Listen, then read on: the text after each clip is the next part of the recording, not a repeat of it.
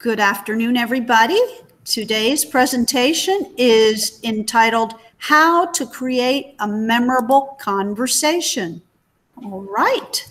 What's the purpose of the conversation today?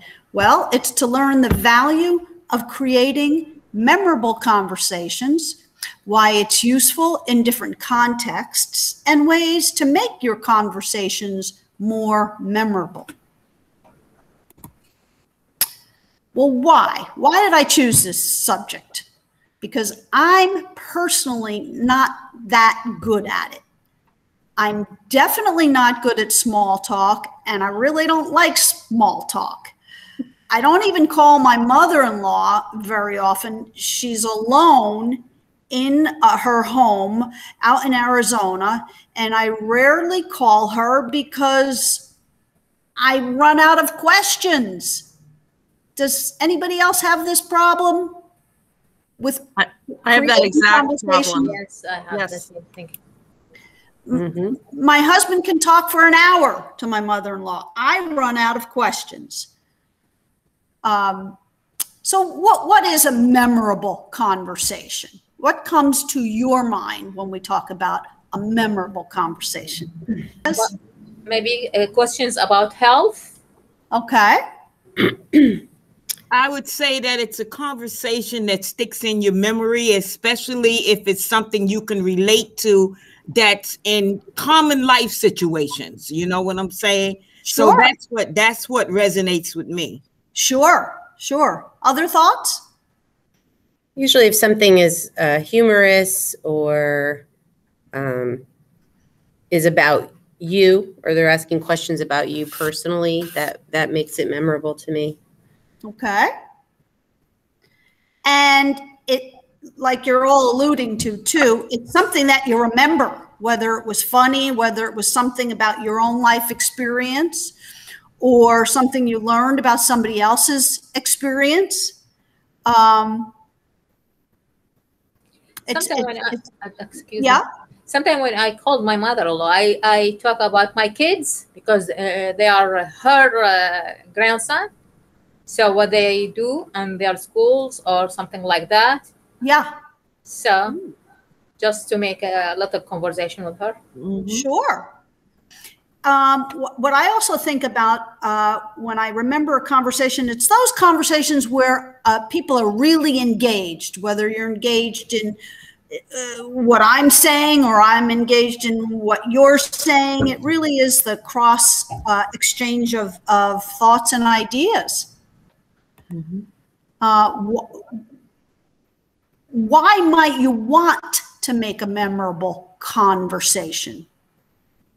Personally, I would like to do it that way, especially like in, for instance, when you're looking for a job, you want that person that's interviewing you to remember sitting and speaking with you and being relaxed, and you both have shared an experience. For sure. Other reasons why you might want to conduct or make a memorable conversation, certainly in a job interview. In a personal way, if you have a conversation that is memorable or you make an effort to make it memorable, the person will want to speak to you again, will be interested in having future conversation with you, you know, and sometimes that's even with family members or friends. Sure. It reminds me of also, maybe you want to make new friends. Maybe you relocated. Maybe you got a new job. You're on a new team, whether it's a sports team or a work team in the workplace, and you want to get along with people. These are all good reasons to create and want to be a part of memorable conversations. So how do we do that? Yep. Say again? I was just saying, I mean, obviously one instance where it would be important is if you're on an interview, you want to be memorable. Absolutely. So, yeah. Absolutely. And networking. You're out at a networking event. Sure, sure. I got some really good ideas in watching this video of Tom Hanks and how he creates memorable conversations.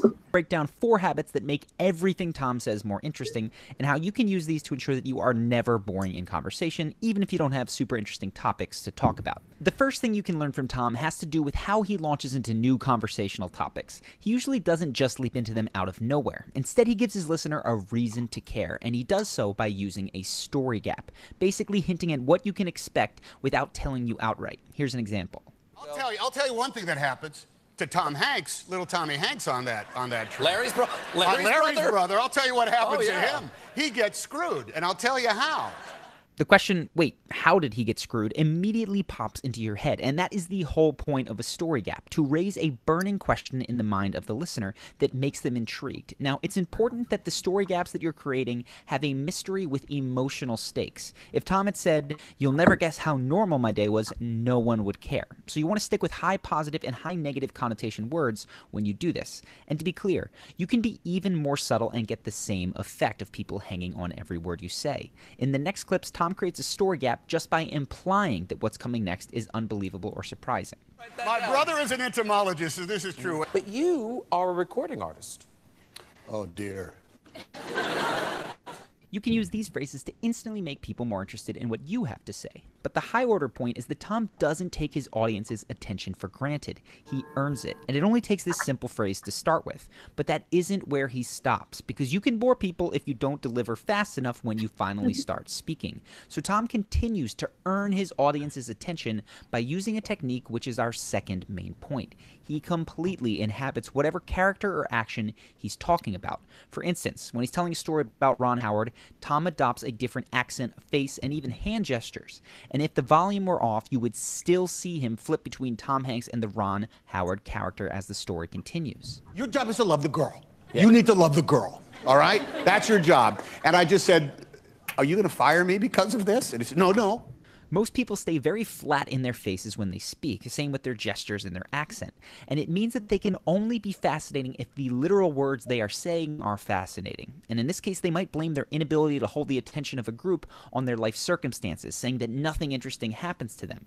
This is only half the story, though. The other half is that there's nothing of interest beyond the words, particularly visually. So don't hinder yourself in that same way. When you allow yourself to inhabit the actions that you were talking about, it doesn't matter if every joke isn't perfect or if a story drags a bit. You're still fun to watch. Take a look at some examples of Tom demonstrating this. We have a conversation, and that whole build-up to action would make the horses go like this. Had it turn around. 50 Shades of Grey. 50 Shades of Grey. I don't understand what that means. Well, I have a feeling the problem now is there's an awful lot of spit coffee on people's laps. Are you kidding me? I think a lot of that stuff. A simple way to practice this is to simply force yourself to pantomime the next time that you're speaking. So if you're talking about running, do the running thing with your arms. And if you're talking about playing guitar, the air guitar is your friend. You will be shocked how much livelier conversation becomes and how much easier it is to get a laugh. Now, from everything that you've seen so far, you might assume that Tom is always over the top and huge in his expressions. But if you watch this next clip, you'll see something interesting. Tom actually has a mode of conversation that is much quieter and subdued. Everybody says, hello, I'm Julie, I'm Simon, hello, nice to see you. What do you do? Well, I'm the Duchess of Westmoreland, and what do you do? Well, I run British intelligence, how are you? And everybody's, it's kind of like on a first-name basis. Did you meet her? Oh, yes. Oh, yes, indeed. This is a demonstration of dynamics. It's when you shift the size of the gestures or your volume or your tone within a conversation. These shifts can be as big as changing the tone of a story to match a different emotion. They say, oh, you know, the Tahitian Islands are beautiful to go biking because it's so flat. Nonsense! I don't know what the French word is for that. It is not. Or these changes can occur within a single sentence when one word is different from the rest. Here's what happens. You're there, and every day is just like crazy Love Boat Scandals Resort fantastic.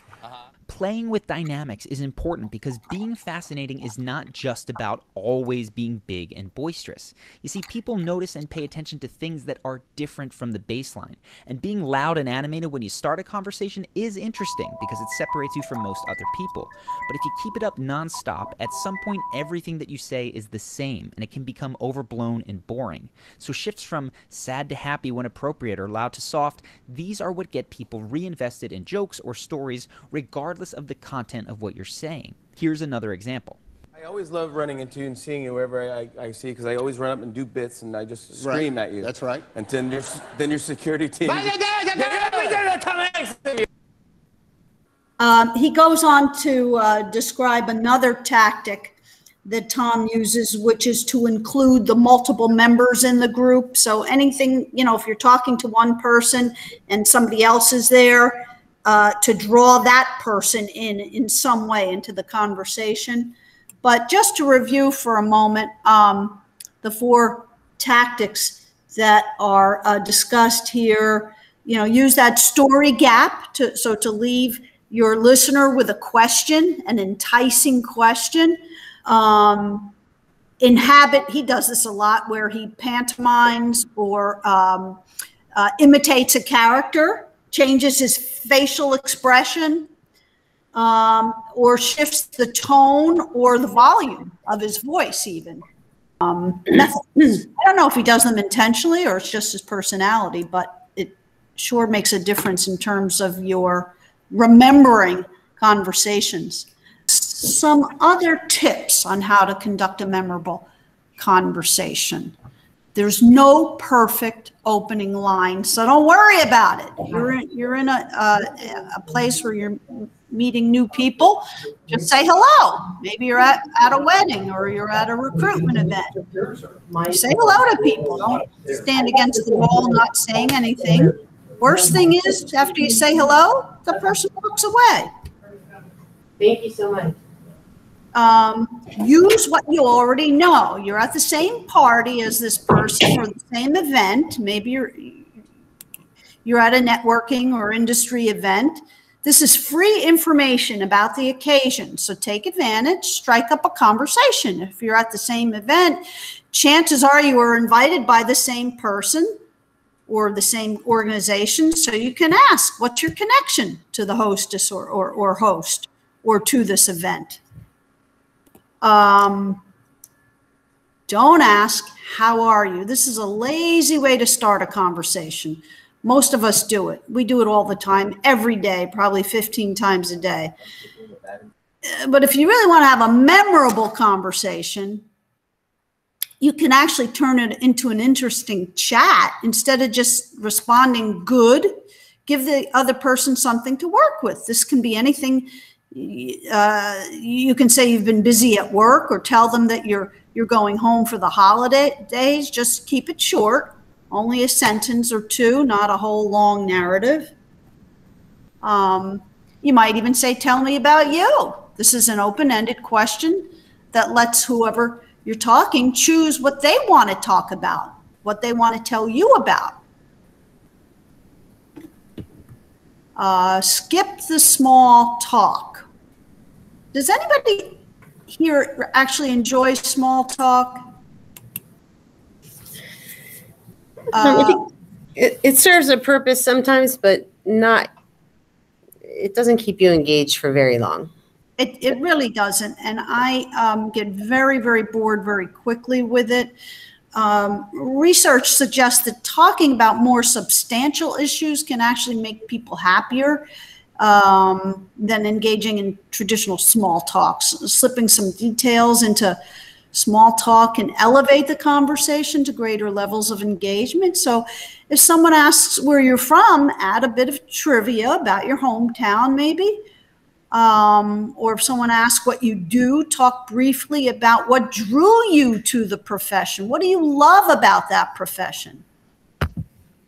Either response should really lead to a deeper inquiry.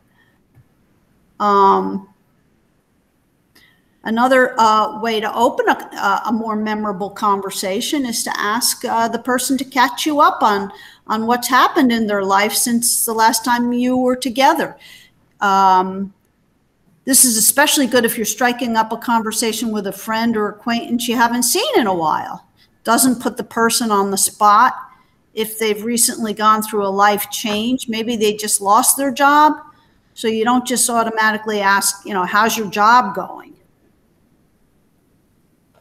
Maybe ask for a story and not a specific answer. Sharing stories creates a connection, stimulates an emotional memory that helps us give meaning to our experience.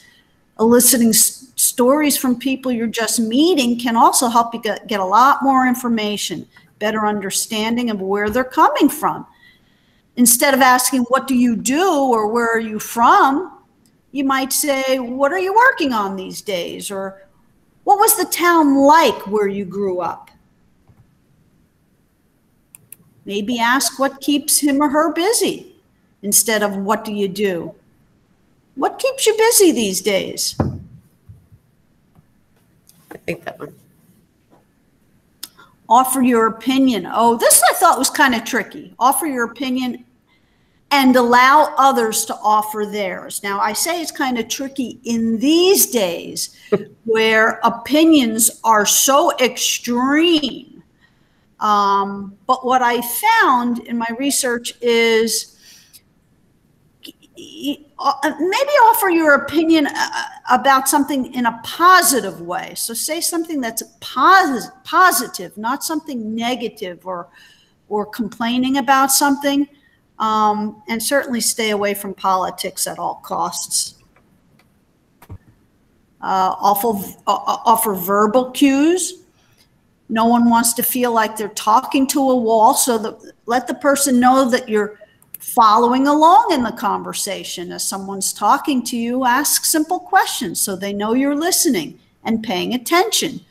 Examples, oh, what did you mean by that? What happened first? Or what happened after that? Or nodding your head and saying, oh, I see. Well, that must have been tough. Body language. We've talked a lot about body language. So you're at a public event. You want to look approachable. Even if you're feeling serious or overwhelmed by walking into a room where you don't know anyone, you might try to find a smile to put on your face. Look approachable. Give eye contact. Make eye contact. You're more likely to have someone walk up to you than if you have your head down. Be aware of your body language during the conversation. If you tend to keep your arms crossed, I always like to wear pockets, so I have some place to put my hands when I'm out at a public event. Now, for all these ideas, let's go to the world champion on conducting memorable conversations. From every walk of life, this woman has done it all. So I want to take you to a video. Power. For over 30 years, people who speak to her have not been able to help but to open up, sometimes crying, expressing joy, or just showing the most vulnerable parts of themselves. And it leaves Oprah making an impression that sticks with these people for a long time. That ability propelled Oprah to a net worth of $4 billion, not to mention launching books to the top of the bestsellers list and Dr. Phil's television career. So in this video, we are going to explore how and why Oprah is the best connector that I have ever covered on this channel. And you're going to learn how to live so that people naturally find themselves opening up and connecting with you. That's going to make it so that they might meet you just for a short time, but could remember you for the rest of their life. So first off, Oprah sets the stage to connect, literally. Unlike many other TV show hosts, she is famous for walking the aisles of her studio audience and for sitting on the same couch as her guests. Later on, she would actually go into their homes for intimate interviews. Now, the lack of physical barriers, such as a desk, tends to make two people feel more connected, and that's why you are more likely to find a spark on a first date if you sit adjacent to your date rather than being separated by a table. And it's also why people who don't feel comfortable will subconsciously block the other person by crossing their legs or by placing an object in between them. In Oprah's case, the lack of barriers enables both a sense of being emotionally connected as well as an opportunity to connect physically via touch.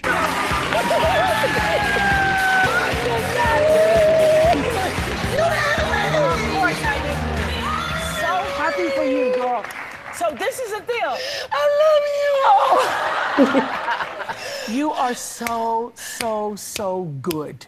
You're so, come on. With Oprah, you're going to see high fives, hand squeezes, walking arm in arm, hugs, but to really grasp how important touch is to her style of communication, you have to see it in context. Now, I can't show all of this next clip because it's 3 minutes long, but take a look quickly at how many points of contact she has with a member from her audience. And we're all celebrating our 40th. Your ninth baby, come here, honey. Your ninth baby. Good God. And how big are you? How many months are you now? My husband is adorable. Your husband? No, really. Did you always want a big family? That's it. That's girlfriend. That's it. All right, what's your name? Catherine. Catherine is going to have a baby in 3 months. Unbelievable. It's doubly unfortunate that there's so many cases of unwanted sexual touching coming up in the news and in our culture nowadays. Obviously fantastic because we're eliminating that, but an unfortunate side effect is that these platonic touches are getting lost. And these are things that truly help to connect to people. It's part of why people can open up so quickly and so comfortably with Oprah. Now, for a more nuanced breakdown of touching, you can check out our video on Chris Hemsworth, but for now, just note that this immediately lowers the sense of separation between Oprah and the person she's speaking to. You may have also noticed something else that does that, which is how strong Oprah's eye contact is. She is completely comfortable with intimacy and prolonged eye contact. Just look how present she is when listening with Steven Spielberg, showing him how he is truly has her full attention. Number of times on Any the particular film. scene? I think the first time was when he gave his very, very long and important explanation of why he needed to get the 13th Amendment to abolish slavery. You can see Oprah squinting and furrowing her brow, which shows the other person that she is actively listening to what they are saying. But these aren't necessarily charisma tactics to just be used. This is the result of what happens when you are truly present in trying to understand someone. And when you're on the flip side, receiving someone's full attention, it feels absolutely incredible. Now, to drive this point home and make the other person feel even better, Oprah will often listen and then summarize what the other person has just said. Take this clip, for instance, where Rihanna's been talking about her relationship with her father and Chris Brown, and notice how she responds to Oprah's recap of what she just said. I had to forgive him because I cared about him still. And the minute I let go of that, like, I started living again. You made peace with your father. Made peace with my father. And then you were able to make peace with Chris. Yes. Yeah. Yes. Because you realized the connection between Yes. what your father had done and what Chris had done. Yes. Yeah. Because of the intensity of Oprah's full focus, her guests often feel that she gets them at a deep level. They feel connected to her in some way, like they share a common life. My name is John Chambers. I traveled to the Amazon rainforest where our planet is being destroyed. Understanding. Now, Oprah doesn't just imply these connections and commonalities with her body language. She straight up calls them out with her guests as she sees them. I was so thrilled to realize, you know how you and I are most alike? Let me guess. You're an introvert. I'm an introvert! I knew it. You knew it? This small thing is much more significant than it may sound. In his book Influence, Robert Cialdini discusses how feeling similar to someone is one of the 6 most powerful factors in persuasion. It puts two people in sync, allowing for pacing and leading, which we discussed in other videos that I'm going to link to in the description below. Now, two people who are in sync may breathe at the same pace. They might move in the same way, but the easiest way to spot it is if they can finish each other's sentences. Now, Oprah hits this phase blindingly fast with many of her guests. Just watch the continuation of that clip with Amy Schumer. Yeah. I've been at parties where I have to get up and leave. Take a and break. I'm just in the bathroom. Recharge. Yeah. Recharge. I love the bathroom. Love it. Love to hide in the bathroom. Love to hide in the bathroom. She gets energy from people. She feeds off it. She feeds and off we it. get sucked dry. And I get sucked dry. Yeah, you need to be taken out of a party in a stretcher. Yes. All of what we've discussed up until now is very useful, but what makes Oprah truly exceptional at connecting is her philosophy, that the most important thing to uncover in an interaction is what moves people emotionally. She didn't get famous discussing politics or by doing goofy skits. She got famous by exploring what made her guests feel feelings, and that's why you often hear her ask questions like these. What's the most difficult decision you've had to make to fulfill your destiny? How would you describe your childhood? How did you manage to pull the pieces of yourself together? You'll notice that these questions aren't small talk or banter. They have to do with hardship, with family, with the things that we don't want to tell people about ourselves because we're afraid of how vulnerable, raw, and emotional they make us. But family, hardship, our dreams, the things that we're ashamed of, these are the things that often define who we are at our core.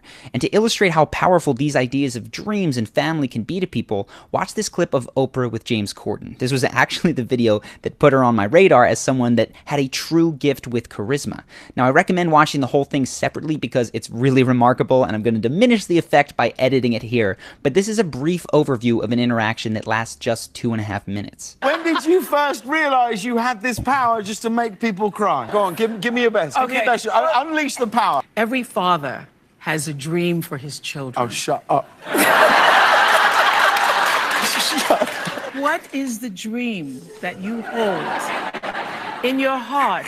For Charlotte, the dream you hold. I just want them to feel like this every day. This scenario isn't unique to Oprah. She's been bringing people to tears her whole career. And it's this ability to get to someone's emotional core that really did make her famous. And if you apply what you've learned so far, you're going to be able to get people to open up to a deep connection that will bond you two for a long time. But there is one final and very critical point. When people do get emotionally real, when they cry, they get excited, whatever it is, Oprah doesn't try to diffuse that tension. She leans into it. She allows her guests to express themselves fully. Hi, folks. I wanted to come back to you. Can you hear me? Yes. Yes. So he further makes the point that she dives straight in and leans into the emotion and allows her guests, and she actually feels the emotion with her guests. She'll shed a tear with them. Mm-hmm. Yeah, she doesn't shy away from that.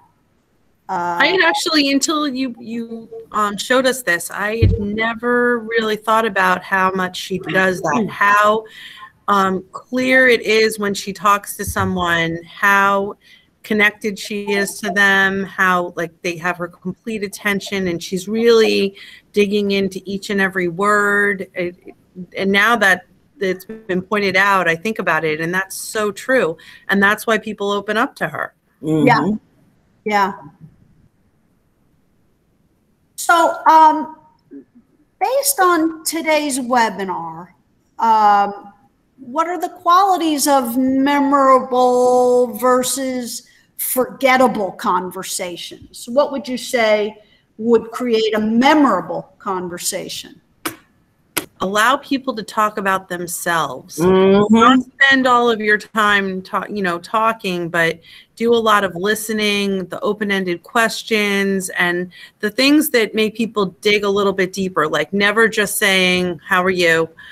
And then fine, and then that's the end of it, where you're really letting people tell you a little bit about something, or, asking in a way that's, what's going on with you, or what have you been doing since I last saw you? Mm-hmm. That really opens up people to talk about themselves and the things that they're interested or care about. Mm-hmm. Yeah, that's great.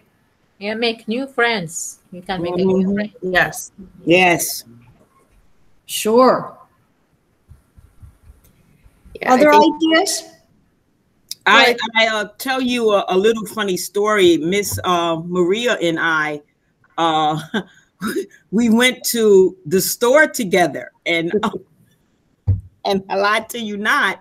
How many people was it, Miss Maria? She was like, every time she turned around, I was talking to somebody else, right? And I was telling her, I said, oh my goodness, I said, if my daughter were here, I said, she'd hit me and says, Mom, you need to stop talking to people. And I would tell her, I says, I don't know why people are I'm always in a conversation with strangers. And she said, because mostly, she said, you're a very approachable person, and I talk to people. If I jump right in, and if I'm not talking to somebody in person, I'm usually talking to myself, and usually people join in, but yeah, that's part of being a open conversationalist, because I just people just stop and talk to me all the time. Well, and it's because you trigger it. You initiate it, sounds like. Yeah, That's I do. Wonderful. Well, I think part of it. Yeah. I think part of it too with Joyce is, she makes people feel good. So she's, we were in the grocery store and she's talking to herself about how she's going to get herself a watermelon. And she's so excited about the watermelon. And the other woman who was going for the same watermelon as her, Joyce took the last watermelon, but the woman couldn't, she thought it was, Joyce made it fun and she kind of made her feel good that she was just having so much fun about finding this last watermelon, that the woman came up to her later on in the store and was like, I was going to fight you for that watermelon, but you look so happy to have it that, I got a cantaloupe instead. Exactly. And it was just, and then for the whole time we were in the store, this woman just kept, every time she would pass Joyce, she would talk to her some more, and she was just enjoying her. And I think that's what makes a memorable conversation, is when you make someone either feel good or feel something. And how I think that Joyce is so great at doing that is she just jumps in fully, totally. You get all of her. In that moment, and it's fully authentic and positive. When I say all the time, I mean all of that cheerful energy, that loving, grateful, wonderful energy you get. Right. Yeah. That makes a memorable conversation for sure, even about a watermelon. Love it. Love it. It really drives home the point. Yeah. Now, what are some things that really make conversations that forgettable, or that you really wish you could forget? Have you ever been in a conversation, for example, that's all about the other person? Oh my God. That's exactly what I was going to say.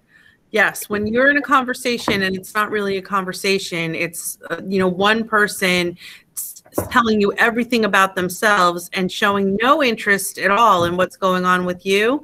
It becomes forgettable. You even forget what they're saying, and you tend to try to get away from those conversations. Yeah, about their point of view, as if the way they see it is the only way to see it, and there's no interaction, there's no looking for buy-in, there's no allowing for a different opinion.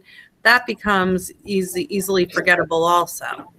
Absolutely. Or someone who just talks about how bad they're feeling. Yes. Oh yeah. Oh my God. How bad their life is. Yes. The negativity. I got to get away from it. Exaggerate. Or tell lies about themselves or about their lives, and those can be pretty forgettable too.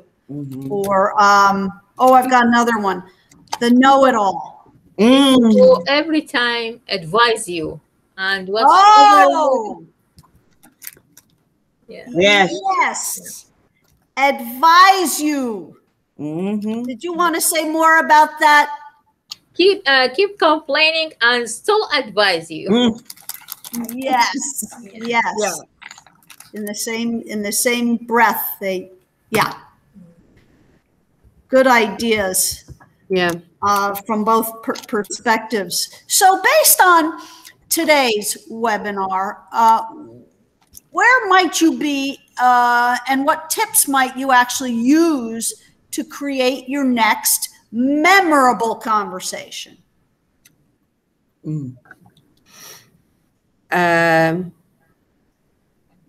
Well, I think definitely asking questions about the other person, like you said, what do you do for fun? What keeps you busy? How do you feel about such or such?